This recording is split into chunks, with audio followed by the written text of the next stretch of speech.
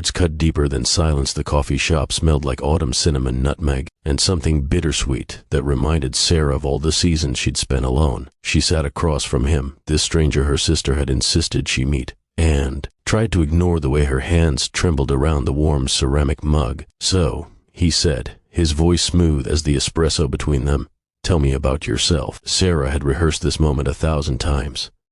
In her head, she was confident, witty, charming. In reality, she was a woman who'd spent 32 years learning that the world had very specific ideas about who deserved love, and she didn't fit the criteria. "I'm a librarian," she started, her voice smaller than she intended. "I work with the children's section mostly. Story time on Thursdays. It's nice." He smiled. God, he was handsome, the kind of handsome that made her sister squeal when she'd shown Sarah his photo. Dark hair swept back perfectly, a jawline that could cut glass, eyes that seemed to hold secrets. He wore a suit that probably cost more than her monthly rent, and his watch caught the afternoon light streaming through the cafe windows. "That sounds wonderful," he said, and he seemed to mean it. "I can't remember the last time someone read to me." Sarah's heart did a stupid flutter. "Stop it," she told herself. "Don't hope." "What about you?" she asked, trying to keep her voice steady. "My sister said you run a company?" "I do," he acknowledged, stirring his coffee absently. "Tech startup. We develop accessibility software for people with disabilities. It's been consuming, honestly. I haven't had much of a social life lately." "Is that why you agreed to a blind date?" The words slipped out before she could stop them, and Sarah immediately wanted to take them back.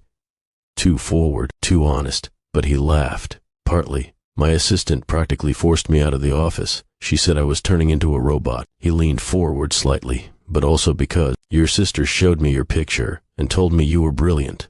She wasn't wrong about the picture, by the way. Sarah felt heat rise to her cheeks. She wasn't used to compliments, especially not from men who looked like they'd stepped out of a magazine. Her whole life, she'd been the big girl, the friend, the nice personality. She'd learned to armor herself with humor and low expectation. "You don't have to say things like that," she said quietly. His expression shifted, something like confusion crossing his features. "I don't say things I don't mean, Sarah." For a moment they sat in comfortable silence. The cafe buzzed around them, the hiss of the espresso machine, the murmur of other conversations, the clink of spoons against porcelain. Yellow flowers hung outside the windows, catching the golden afternoon light. It was almost too perfect, like a scene from one of the romance novels Sarah read late at night when loneliness felt like a physical weight on her chest. "Can I ask you something?" she said finally. "Anything. Why did you really agree to meet me? And please," she held up a hand, "don't give me the polite answer. I'm a big girl, literally." She forced a laugh that felt like swallowing glass. "I know how these things work." His brow furrowed. "I'm not sure I understand." Sarah took a breath. This was it. The moment where she'd spare them both the pretense. She'd been through this dance before, the awkward first dates where guys tried to be nice, but couldn't hide their disappointment. The setup dates from well-meaning friends who thought she just needed to put herself out there more. The carefully worded rejections that all meant the same thing. "You're lovely, but not lovely enough." "My mother told me something when I was 16. Sarah began, staring into her coffee as if it held answers. "I was getting ready for prom. I'd finally gotten asked this boy named Tommy Fisher. I wasn't his first choice, obviously, but his original date got the flu and I was available." She could still remember the dress she'd bought, pale blue and slightly too tight around the middle, no matter how she tried to cinch it. Her mother had found her crying in the bathroom, mascara running down her cheeks. "She sat me down on the edge of the bathtub," Sarah continued, her voice barely above a whisper, and she said, "Sweetheart, I need to tell you something, and it's going to hurt, but it's better you know now than keep getting your hopes up." And then she said, Sarah's throat tightened. Even 15 years later, the words still had the power to cut. She said, "No one marries a fat girl, honey. They might take you to prom when they're desperate. They might even date you for a while. But when it comes time to settle down, they want someone they can show off, someone who fits in a wedding dress without alterations, someone their friends will envy." She told me I needed to accept that and adjust my expectations accordingly. The silence that followed felt enormous. Sarah risked a glance up and found him staring at her, his expression unreadable. "Your mother said that to you?" She thought she was being kind, Sarah said, surprising herself with how calm she sounded. "Preparing me, saving me from future disappointment." And honestly, she wasn't wrong. I'm 32 years old. I've been on exactly 17 first dates in my entire life. 0 second dates. 0 relationships that lasted longer than 3 weeks. The math doesn't lie. She set down her coffee cup with more force than she intended. So I'm asking you, really asking you, why are you here? Because if this is pity or charity or your assistant trying to broaden your horizons with a different kind of woman, I'd rather we just end this now. I can handle rejection. What I can't handle is false hope. The words hung between them like smoke. Sarah felt simultaneously liberated and mortified. She'd never been this honest with anyone, let alone a stranger on a first date, but she was so tired of pretending, tired of trying to be smaller, quieter, less, tired of waiting for permission to take up space in a world that had made it clear there was no room for women like her in love stories. Dottie. He was quiet for a long moment, his fingers drumming against the side of his cup. Then he did something unexpected. He smiled. Not the polite, awkward smile of someone looking for an exit, a real smile that reached his eyes and crinkled the corners. Let's prove them all wrong, he said simply. Sarah blinked. What? Your mother. Every disappointing date you've had. Every person who made you feel like you weren't enough. He leaned forward, his gaze intense. Let's prove them all wrong. That's not how life works, Sarah said, but her heart was traitorously hopeful again. Isn't it? Sarah, can I tell you why I really agreed to this day? He didn't wait for her answer. 3 months ago, my company almost went under.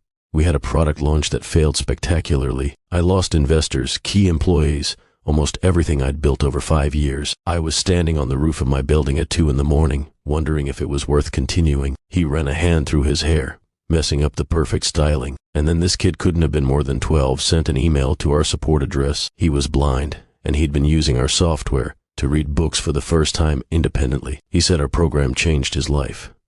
He said he read Harry Potter all by himself and felt like he could do magic. Sarah saw his eyes glisten slightly. That email saved my company. Saved me, really, because it reminded me that worth isn't measured by what other people think we deserve. It's measured by what we give, what we create, how we make others feel.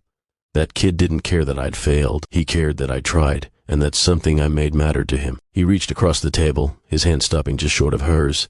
Your mother was wrong, Sarah. You know how? I know. Because I spent the last hour with you, and you're brilliant.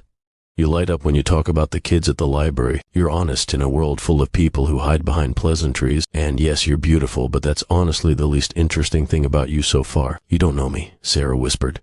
But she didn't pull her hand away when he finally closed the distance and took it. No, he agreed, I don't. That's kind of the point of dating, isn't it? Getting to know each other, unless you'd rather we both go home and spend another evening alone wondering what if. Sarah felt tears prick her eyes. This feels like a movie, like it's not real. It's real, he assured her. It's just rare, and maybe that's why it feels strange. Maybe we're both so used to disappointment that we don't recognize possibility when it's sitting across from us drinking overpriced coffee. She laughed, a real laugh this time, not the bitter one from before. It is overpriced, isn't it? Outrageously so. I'm pretty sure they're charging extra for the ambience. He gestured to the romantic setting around them, the warm wood, the hanging flowers, the soft lighting. But I have to admit, it's working. They talked for another 3 hours. The afternoon turned to evening, and the cafe staff began giving them pointed looks as they prepared to close. They talked about everything and nothing: favorite books, worst jobs, childhood pets, recurring dreams. Sarah told him about the little girl who came to story time every week and always asked for dragon tales. He told her about learning to code in his garage, fueled by cheap ramen and cheaper coffee. When they finally left, stepping out into the cool evening air, Sarah felt different. Lighter maybe, or perhaps just less invisible. Can I see you again? He asked as they stood on the sidewalk, the city lights beginning to twinkle around them. Sarah wanted to say yes. Every cell in her body screamed yes.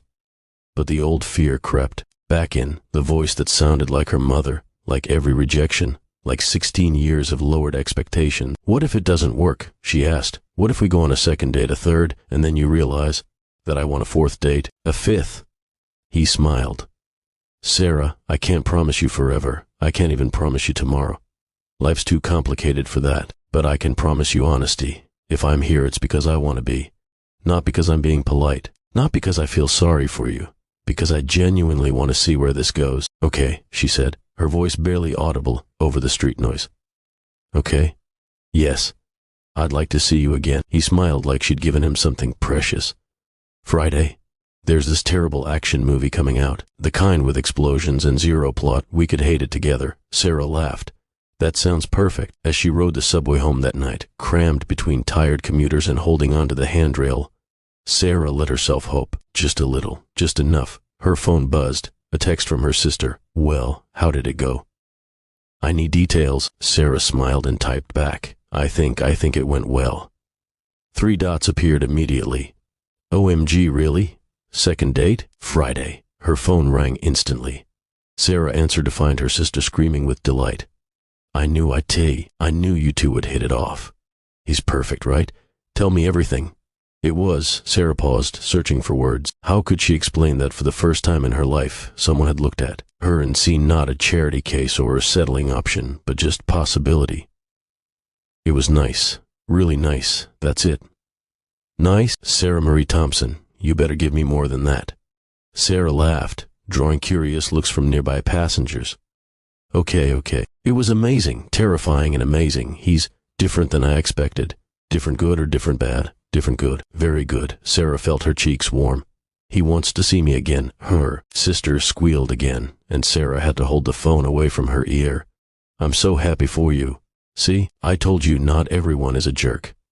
Some guys actually appreciate a good woman when they meet one. After they hung up, Sarah stared out the subway window at the darkness, rushing past, seeing her own reflection ghost-like in the glass. She looked the same as she had this morning. Same round face, same soft chin, same body that had been the source of so much shame and disappointment. But somehow, she felt different. Maybe her mother had been wrong. Maybe the world was bigger and stranger and more full of possibility than anyone had told her. Maybe love stories weren't just for thin girls with perfect hair and photogenic smiles. Maybe sometimes, just sometimes, they were for librarians who read dragon stories to kids and drank overpriced coffee and dared to hope for something more. Sarah's phone buzzed again. This time, an unknown number. Hope you made it home safely. Already looking forward to Friday. James. His name was James. How they talked for 3 hours, and she'd barely used his name. She saved the contact, her fingers hovering over the keys before she typed back. Home safe. Me too. She almost left it at that, but then, feeling brave in the anonymity of the subway car, she added, thank you, for today, for listening, for staying. His response came quickly. Thank you for taking a chance. I know that wasn't easy. For what it's worth, I'm glad you did. Sarah held her phone to her chest, closed her eyes, and let herself feel something she'd forbidden for so long. Hope. Real hope. Not the desperate, grasping kind that left bruises when it was inevitably crushed, but the gentle, tentative kind that whispered maybe, just maybe, there was room in this world for her story too. The subway rattled on through the darkness, carrying Sarah toward home and whatever came next, and for the first time in a very long time, she found herself looking forward to finding out